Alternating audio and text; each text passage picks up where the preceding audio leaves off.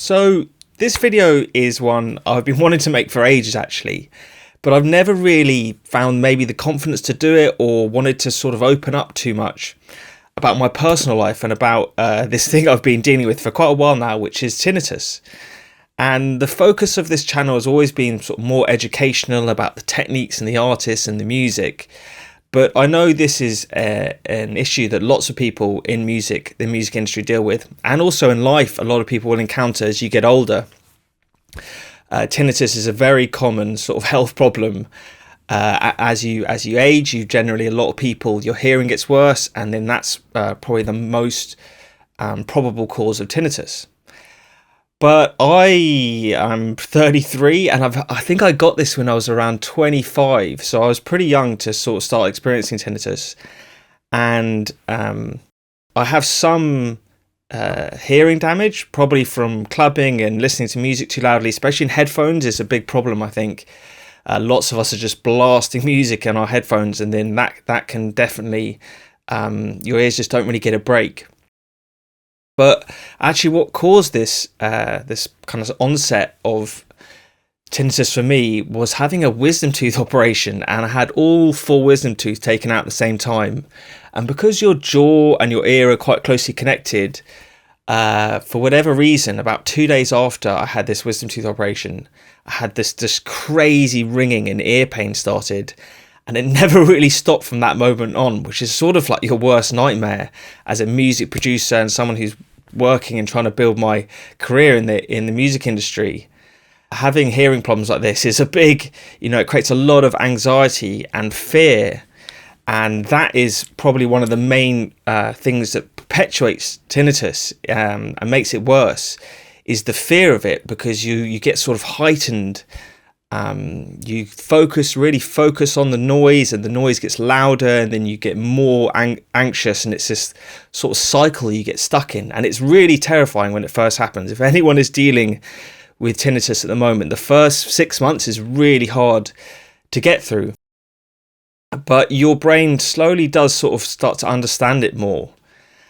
And it's just about sort of managing the problem, and the better you get at managing it, it eventually causes you less stress and less anxiety, and over time you just find a better way of dealing with it. And so this video, I'm really going to talk about some of the things that make it worse, and then some of the things that I found that have really helped me. So yeah, making it worse: anxiety, stress, caffeine is a big one for me. That I try and really limit the caffeine, because that always seems to just sort of heighten everything. And then just sort of poor sleep and all these it's your general health actually, more than anything, mental health and physical health. If you're handling those problems, the tinnitus generally gets better. But then, as you can quite clearly see, all of those problems, anxiety and poor sleep, when the tinnitus is bad, it makes it harder to sleep. And I've had many fully sleepless nights when it's at its worst, where you're just still wide awake at 7 or 8 in the morning, having not gotten a single minute's sleep, because it just gets so loud and so stressful, and your hairs are on, kind of standing on the edge, and you're all tense, and that's kind of how it feels. So it can really perpetuate this cycle. And so to break free of that, you really have to find lots of things to help you.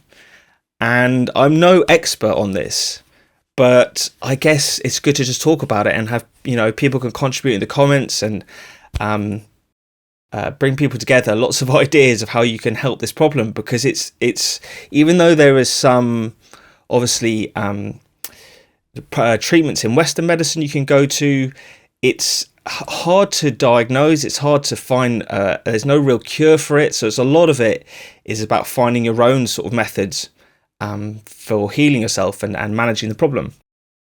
But for me, I tried acupuncture, I tried hypnotherapy, I did some kind of osteopathy on my jaw, and was having sort of my jaw cracked to see if that could help the problem. And I've tried all the sort of white noise backgrounds and things like that, and none of them really helped me that much, actually. They were all good because it felt like I was doing something proactive about the problem, but none of them really helped me as much as probably running and walking in nature has been the biggest thing for me. Just getting out, away from no cell phones or anything, just for at least an hour or two of a day, and just trying to be in nature. Because the one thing I've always found with this problem is digital sounds, whether they're from the radio or the TV or producing music, are a lot harsher to the ear. It's almost like the ear has to work harder to make sense of these sounds and translate them to the brain. And they're really fatiguing, and the more fatigue you experience, the more tinnitus you get. And so contrasting that by being in nature, and whatever it is about how your ear, the way it can translate people talking or birds or wind, these sounds seems to be a lot smoother and easier for the ear, and it helps you to relax. So yeah, walking and running, or just being outside, are probably the best things I found, which is such a simple one to do. Anyone can do it, and I've seen massive improvements, kind of really sticking to a schedule.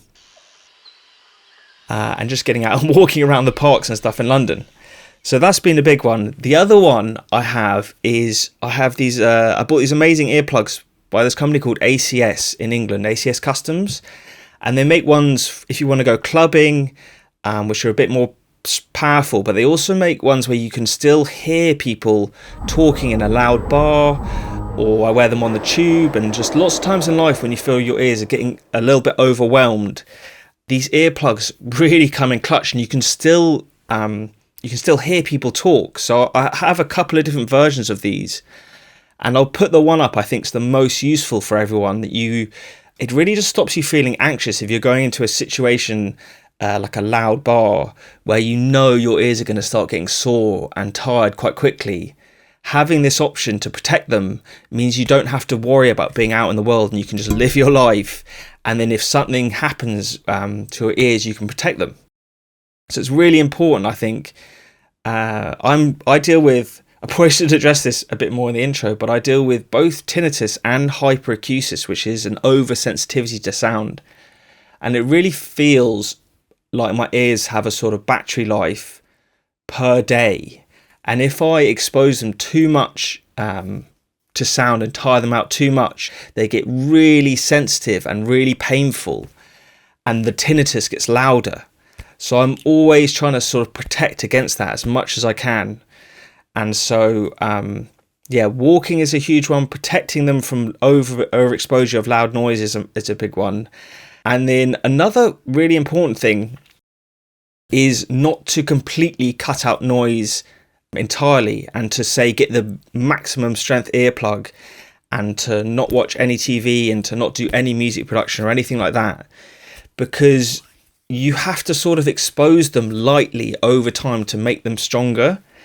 And because I think I've had this problem for maybe 6 or 7 years now, I've had a lot of times when I've overexposed them and sort of hurt myself and had setbacks.